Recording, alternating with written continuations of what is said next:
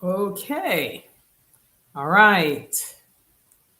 Welcome to Purpose Center Leadership Live. We have been off the live circuit on this page for the last 3 or 4 weeks due to vacation and just scheduling conflicts. So I'm happy to be back on our page again today. And today we're going to be talking about authentic leadership. So if you are logging in, you know the drill. Go ahead and put your name in the comments, or at least we'll have your name, but at least place your city or state or country that you're watching from. And we will give this about a minute or two to get us going. So if you're just logging in, put your name or your city and state that you're logging in from. See, I need my coffee today. All right. So we'll give you guys about a minute or two to get on the feed. Once I have 3 people on the feed, I will kick off our messaging. And I know we're broadcasting on Facebook, LinkedIn, and YouTube. So hello to all platforms, Facebook, LinkedIn, YouTube. Hey, Angola from Facebook. Glad to have you here. Hey, Jennifer from Connecticut. Jennifer Sasha. Hey, Florida. Hey, Ian from Canada. Hey, John from Connecticut. Hey, UK user. Glad to have you guys here. I'm going to actually need you guys' help today because today I'm talking about authentic leadership. And I am going to ask you guys to put in the comments, right, some of the characteristics that you see in your leaders when they're being authentic. I am going to share my story of, authentic leadership, right, just from my own personal experience. But I also want to hear from you guys some of what you see out there in the marketplace when a leader is acting in an authentic space. So I had said if there were 2 people or 3 people on the feed, I would get started. So I think there's like 35 of you. So I'm going to get started.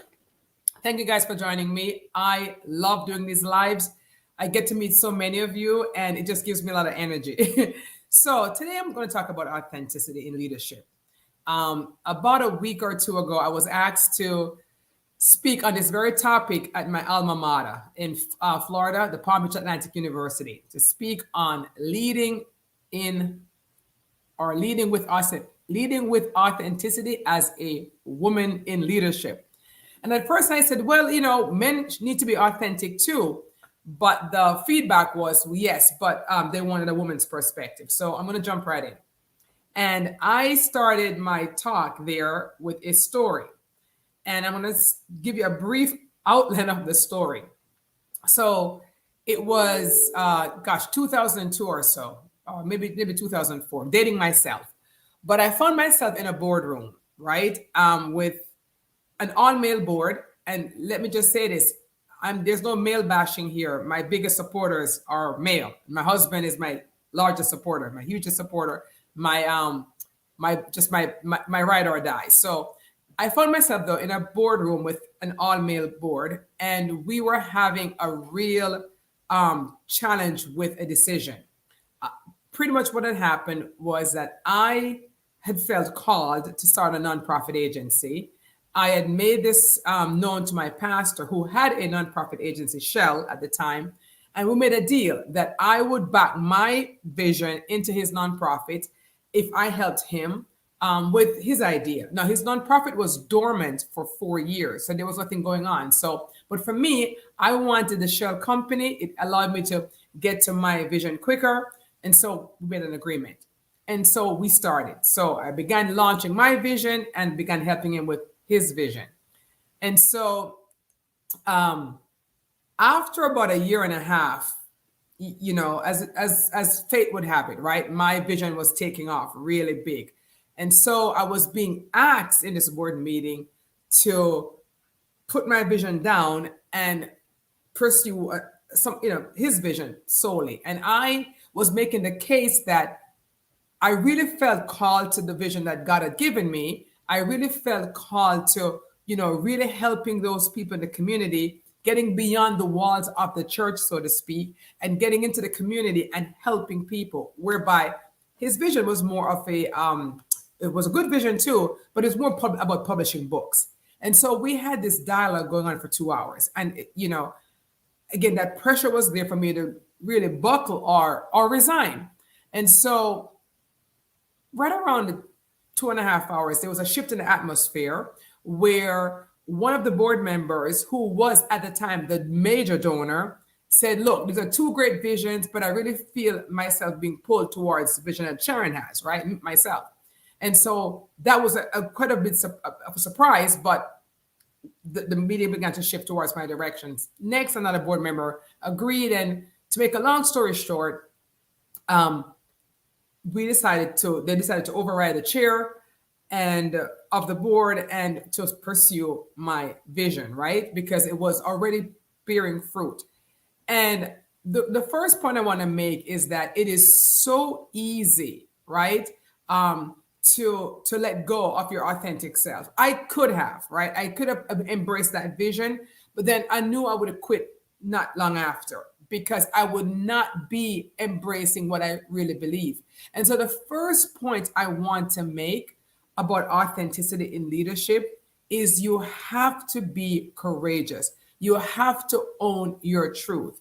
You have to know what you stand for. And Barbara says, an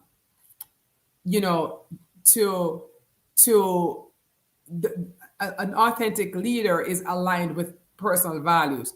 And someone else says, to be open-minded. Vulnerability, great words, guys, right? Compassion, transparency. And all these are character traits, right, of an authentic leader, right? Transparency. I spoke my truth that day. I was transparent with everyone on the board. I was like, look, I cannot embrace a vision I do not feel. Okay. I would be doing it for a short time, but it wouldn't be heart deep. And so I was willing to walk away at that moment, not because I wanted to be in protest, but I felt like this wasn't the real me. And so my vision was allowed to take root. And I will tell you that, 16 years later, right? I did that for like 16 years. The impact was beyond our wildest imagination, right? We were able to impact just thousands and thousands of lives and got people into a better place, emotionally, with their job, with their work, with their self-esteem, with food, with clothing, a whole bunch of stuff. And so authentic leadership is going to call for you to stand even against the crowd, right? To be courageous, to own your truth. And so many people in leadership compromise, right? They compromise their own truth and they compromise their values. John says, vulnerability. Being vulnerable doesn't mean you're being weak. It means that you're being open. And I sat there for 3 hours in that meeting, listening, making a case, being open and being willing to walk away, because I strongly believe that there were fruit that was evidence of what I was doing and that this is what I was, called to do. And so I was able to then go forth into the community and really, again, embrace this vision. And what I noticed is that as I began working with people and continuing to lead in this authentic space, right? Having gotten the opportunity, and I consider it an opportunity to be supported, right? In what I believe. I didn't consider it a right. I guess it was a right, but I considered it at that time being a minority, on this board, and being, again, the only female on this board. I considered it an opportunity and a privilege to go out there and lead with authenticity and continue to lead that way, right? And to make my values clear. So one of the first things I did, right, was as the company, as the organization I was leading was growing, I wanted to make sure that the people I attracted shared the same values as I do. They don't have to be the same. They just have to share similar values, because authentic people are going to attract people. Actually, any leadership style, they're going to attract your kind. And so if you are on a mission, right, to be your authentic self, you want to encourage that with your followers, with your team as well. And so one of the things that I embraced was, integrity and authenticity and, and your, values. So I stated what my values were. And so I was able to begin to attract people who were really similarly aligned. And so what began to happen was I found that I was, through the work that I was doing, was multiplying other authentic leaders, right? I was the people who were working for me. We were people who were given the freedom, right? The autonomy to walk in their own truth as well within the confines of the mission that we had.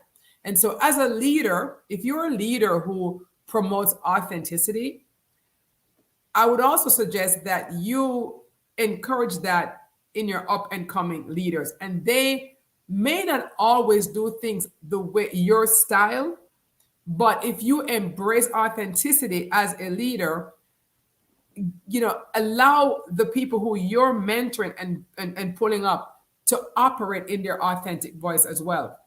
And look, we can have a bank of leaders, right? All qualified, all good, all trained, but the way how leaders lead should really, this is my opinion, should really be based on their values. So I may value, for example, family, for example. So as an authentic leader, I am going to prioritize my family as well as the family members of my team. So if someone wants time off because of a family situation, as a leader who values family, my decisions are going to be based on my values. So yes, I may be more flexible with that.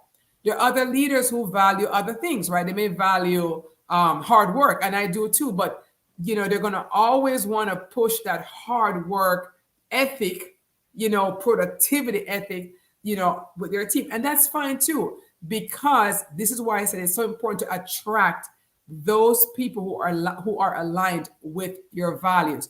Make your values clear so people are not surprised by what you believe. So authentic leaders should multiply other authentic leaders. This is what I believe in. This is what I see, and this is kind of what I do.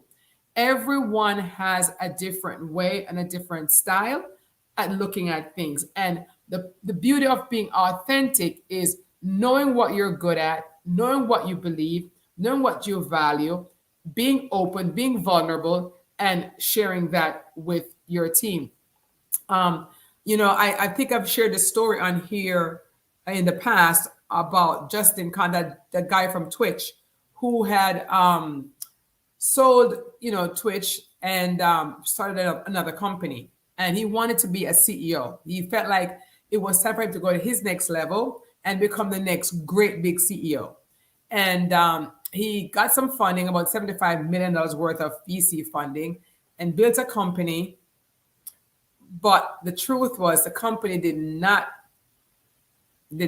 survive. After 36 months, the money was lost because Justin admitted, the guy from Twitch, that he really was not a CEO material. He really was a content creator. So here he was operating outside of what he was really called to do, which was content creation, and trying to get into a role that wasn't his authentic voice, and really wasted a lot of investor money. And it's going to be the same thing.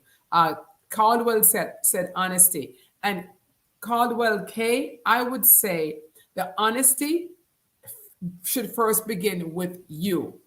Personal honesty. This is the reason why self-awareness is so important. Who are you? I was talking with some folks earlier, and on a consulting call, and I found that there was one particular individual who was, I believe, was projecting an image or projecting a story of what that person wants to be, but when challenged, it wasn't defendable. And that's the because that person was projecting a story. So my advice to that person was, listen, work in your authentic space, work in your authentic voice, because when you're authentic and you are asked questions, you can answer because you're answering from inside here. So you're first being honest with yourself. It's the same thing as John saying transparency. um, Again, being sure of who you are and being clear of who you are with your team. I would love to hear from you guys in the comments, about what I've said so far, and how are you, do you believe that if you're a leader on this call, do you believe that you are operating in your authentic style, your authentic voice, or do you believe you're either dumbing yourself down to please someone else, or you're hiding who you really are to please someone else, or are you in a role that you're not even suited for? And so I'd love to hear you guys thoughts in the comments on that. But the third thing I want to just leave you with today, and I won't go long today unless I get some questions, is again that very point. If you are in a leadership role currently and you are not having that job satisfaction, one of the reasons could be is one of the reasons could be that you are um, again operating as someone that you are not. Remember my first story when I said I was in a boardroom and I was being pressured to do something else, to pursue a different vision. I could have said yes. I could have said yes, but I knew that I wasn't going to be honest with myself.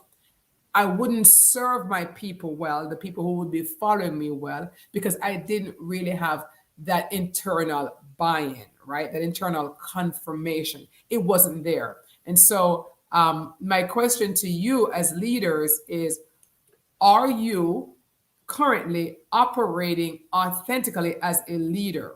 Are you leading from a place of honesty and transparency and owning your own truth?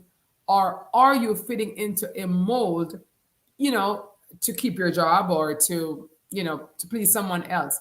I will tell you that if you're doing the latter, you will only scratch the surface of your leadership potential, because it's so much work to pretend to be something or someone that you are not.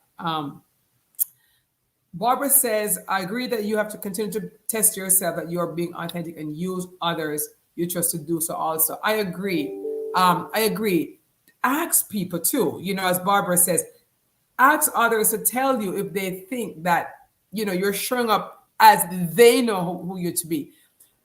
I look at it this way, right? You should be the leader who is the same where you are at work, right? Is the same person you are at a happy hour, is the same person you are at home, right? And I'm not saying you should always be on it. Of course, we're talking about making allowance for being relaxed and being professional. But the things that you say, the judgments that you make, the decisions that you make, the way how you think should be really the same across the board. So Paul says, be authentic. Your team will see you right through it and never trust you. That is such an important point, Paul, because when you're not authentic, you're going to slip up. Pretending takes work, my friends. Pretending is work. And no matter how carefully you craft that pretend mode, no matter how carefully you craft this new persona, this new character, you're going to slip up, especially under pressure. And everyone knows that if you're a leader, pressure is going to come, challenges are going to come, and that's when you're going to really show who you are, right? Your character, your true character shows when you're under pressure. Kiana says, I like that you shared self-awareness is a key component to define your leadership. Let me tell you something, Kiana. It is so important. And the person who you are today, Kiana and others on the call, may not be the person you are next year, right? So what you discover about yourself today fits today's mold, today's environment, today's leadership space. It may not fit the space next year. So constantly, having an emotional quotient, having a conversation with self is important. 2019 leadership, as I've said many times here on the live, 2019 leadership is not the same leadership for 2020 or 2021. And we don't know right now what 2022 leadership is going to call for, require. And this is why it's so important to be authentic, to be yourself, because you have to adapt your style, your authentic style, to the situation you find yourself in. First, we were all in brick and mortar, and we were building buildings, and we were, acquiring real estate and expanding, as business owners to bigger and bigger and bigger spaces. Now we've shrunk all the way down and having to learn how to work with hybrid teams and remote teams. So it is very important that you're self-aware as a leader to say, what skills do I need right now to lead in this moment? Felix says, authentic leaders create an organizational climate of commitment, knowledge sharing, job satisfaction, greater work engagement, high performance, and productivity. And let me just say something to that point. I would want to agree with you, Felix, but not just because you're an authentic leader is why you would do that. You will do that if that's the kind of leader you are. So being authentic as a leader means being real, being true to you. But who are you? What are your values? Because I can be an authentic leader, but my values are totally different from another authentic leader, right? So it still comes down to, who am I? What are my values? And what do I want to share and have as my non-negotiables, right? My non-negotiable values is what's going to drive my decision making. Roger says, I am leading to improve other lives. God has been with me every step of the way. That's awesome. It sounds like you are a person, Roger, of faith. And so part of your authenticity will be that you are carrying your faith into the marketplace. And so if you guys have any other comments, drop that in the feed or any questions. I'm going to be wrapping it up in the next 2 minutes.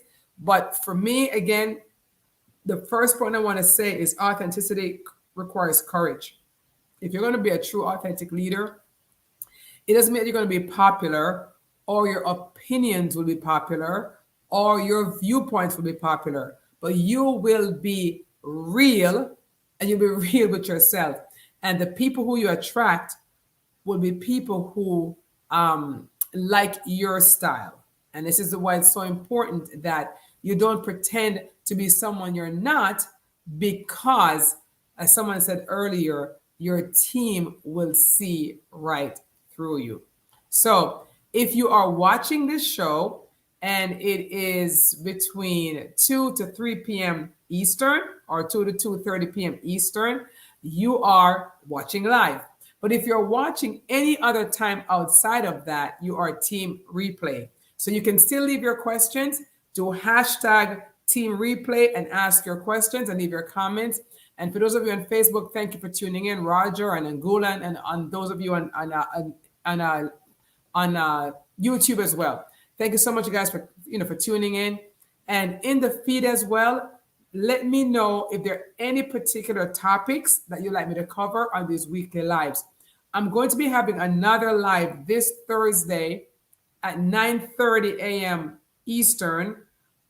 The topic is going to be purpose-centered leadership. I'm bringing on a CEO who is a person who puts purpose really as part of his business model. So I'm going to be interviewing him and asking him, how is he incorporating a larger purpose outside of money and outside of his company into his business model? So stay tuned for that. I will make sure I announce it ahead of time.